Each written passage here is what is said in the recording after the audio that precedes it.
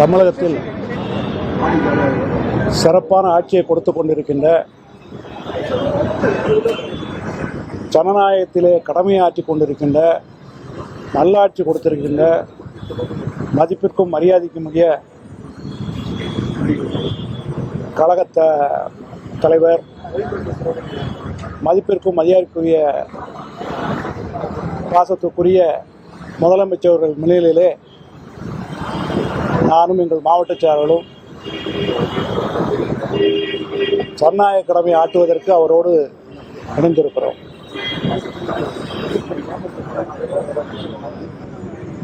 என்ன காரணம் சார்? வெளியே வந்து ஜாயின் பண்ணதுக்கான காரணம் என்ன சார்?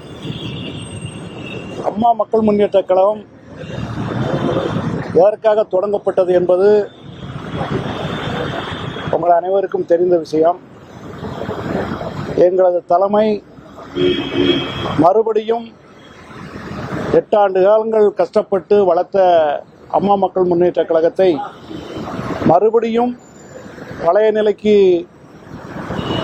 ஆதரித்து செல்கின்ற பொழுது தொண்டர்கள், அங்கே நிர்வாகிகள் அத்தனை பேரும் எதிர்ப்புகளை சொல்லியும் என்னை போன்ற அரசியலுக்கு அப்பாற்பட்டு அம்மா மக்கள் முன்னேற்ற கழகத்தின் பொதுச் செயலாளர் 20 ஆண்டு காலம் என்னுடைய நண்பர், அந்த முறையிலும் நாங்கள் பல முறை எடுத்து சொல்லியும் எதற்கு இந்த கட்சி அம்மா மக்கள் முன்னேற்ற கழகம் ஆரம்பிக்கப்பட்டதோ அதற்கு ஒரு 8 ஆண்டு காலம் அர்த்தமே இல்லாமல் திருப்பியும் போய் நம் தலைமை முடிவெடுத்த காரணத்தினால் மன வருத்தத்துடனும் பல முறை நாங்கள் எடுத்து சொல்லியும் நண்பர் என்ற முறையிலும்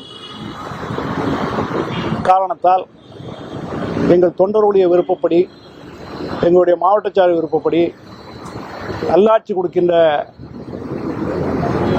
மதிப்பிற்கும் மரியாதைக்கும் உரிய நமது முதலமைச்சர் முன்னிலையிலே நாங்கள் சேர்ந்து கழகத்தில் பணியாற்ற வேண்டும் என்று இணைந்திருக்கின்றோம். 3 மாவட்டச்சார் வந்திருக்காங்க. கோடியேறுவில் நிறைய நிர்வாகிகள் வருவாங்க. என்ன மாவட்டம்? டெல்லியிலிருந்து டிடிவிக்கு ஒரு அழுத்தம் கொடுக்கப்பட்டது கூட்டணிக்கு. அப்படியெல்லாம் எங்களுக்கு தெரியல. அது அழுத்தம் இருக்கா இல்லையான்னு எங்களுக்கு தெரியாதுல்ல. திடீர்னு துரோகியோட சேர மாட்டேன்லாம் சொல்லி பேசிக்கிட்டவருடைய மாற்றம், அதுக்கான காரணம் என்ன? அது பெரிய ஆட்களுக்கு தான் தெரியும். நம்மளுக்கு அதெல்லாம் எங்கிட்ட சொல்லியிருந்தா தான் நாங்களும் கன்வின்ஸ் ஆகுமே. எங்களுக்கு தெரியாம தானே. இந்த கோவில்பட்டி 4 மாசத்துல இந்த மனமாற்றத்துக்கான காரணம் என்ன? என்டிஏ இருந்து வெளியே வந்துட்டு 4 மாசத்துல மறுபடியும் வந்து என்டிஏ கூட்டணிக்கு போறேன் அப்படிங்கிறதுக்கான அது என்ன அழுத்தங்கள் இருக்கு என்னங்கிறத எங்கிட்ட ஓப்பனா சொல்லவும் இல்லை. நாங்கள் அதை தெரிய முயற்சிக்கும் பொழுது எங்களுக்கு தெரியவும் இல்லை. எங்களுடைய நோக்கம் என்ன, அம்மா மக்கள் முன்னேற்ற கழகம் எதற்கு ஆரம்பிக்கப்பட்டது என்பது கொள்கையே இல்லாமல் போகின்ற பொழுது அதில் தொடர்வதில் அர்த்தம் இல்லை என்று எங்களுடைய கட்சிக்கு தொண்டர்களும் நிர்வாகிகளும் முடிவெடுத்திருக்கின்றார்கள். பல முறை வாட்ஸ்அப்பில் பார்த்துருப்பீங்க. நாங்கள் அந்த ஃபீல்டில் இருக்கிறவங்க, நானும் நண்பர் என்ற முறையில் அழுத்தி சொல்லக்கூடிய இடத்துல இருக்கிறவன், சொல்லி பார்த்தா முடியல. ஜனநாயக ரீதியா கருத்துக்கள்லாம் கேட்கலையா சார்? கூட்டணியில போய் சேரும் மாவட்ட கூட்டம் வச்சிருந்தாரு, பொதுக்குழுலாம் கூட்டினாரு, அதுல கருத்துக்கள் கேட்கலையா? நீங்க கருத்துக்கள் சொல்லலையா? கருத்துக்கள் சில பேர் சொன்னாங்க. நான் தான் தனியாக பூரா கருத்துன்னு சொல்லிட்டேன். உட்கார்ந்து ராத்திரி சாப்பிட்டு உட்காந்து நாங்கள் பேசுகிற வரைக்கும் நாங்கள் பேசிக்கிட்டு தான் இருந்தோம். இது நமக்கு ஆபத்தில் வந்து முடியும்னு சொன்னோம். கோவில்பட்டியில சண்டை அப்படின்னு ரொம்ப எளிமையா சொல்றாரு. பங்காளி சண்டை மீண்டும் போறான், ஜெயலலிதா ஆட்சியை கொண்டு வரதுக்காண்டி அதிமுக கூட்டணியில் இணைகிறேங்கிறாரு. யாரு முதல்ல என்ன சொன்னாரு? அதிமுக மீட்கத்தான் அமமுக உருவாக்கல அப்படின்னு. அதான பாயிண்ட். எங்க பாயிண்ட்? பங்காளி சண்டை ரொம்ப மேலோட்டமா சொல்றாரு. ஒரு பங்காளியாவே இருந்துட்டு போட்டோம்.